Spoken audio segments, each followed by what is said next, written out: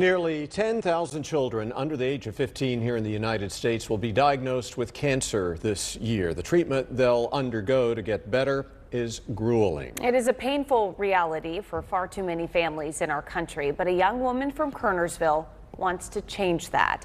I learned why Savannah Williams is uniquely qualified to make a difference.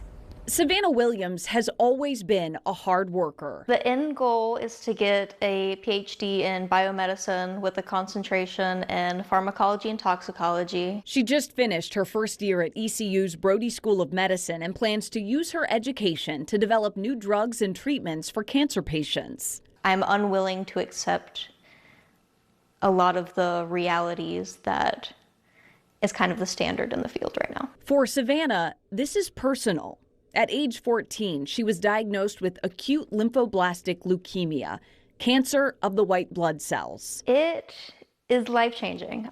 You view the world very differently than you did before, and everything that you saw as important at that time became very unimportant very quickly. During the course of her 2.5 years of cancer treatment, Savannah was in and out of Brenner Children's Hospital, sometimes for weeks at a time. She says the doctors and nurses here at Brenner were wonderful, but the treatment itself was really hard on her body. She doesn't like to dwell on that, but her dad, Chad Williams, remembers it well. For 2.5 years, that's exactly it. She was a sick child. She couldn't walk because she didn't have the strength. She didn't have the muscle to put herself into the bathtub and take a bath. Savannah credits a horse by the name of Ollie, who she received through Make-A-Wish, with restoring her mobility. I was riding Ollie before I was walking down the stairs of my house. So my dad would pick me up, carry me up the mounting blocks, and put me on the horse.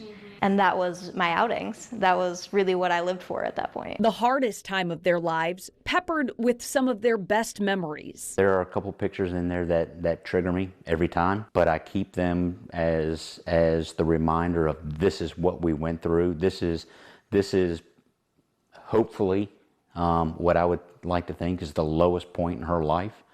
And then thinking about what it is that she's going to accomplish moving forward and where it is that she's going to go. An experience that has shaped Savannah's life and given her the motivation to go on and shape countless others. I think living through illness or being around people that have to go through illness makes you much more invested in finding solutions.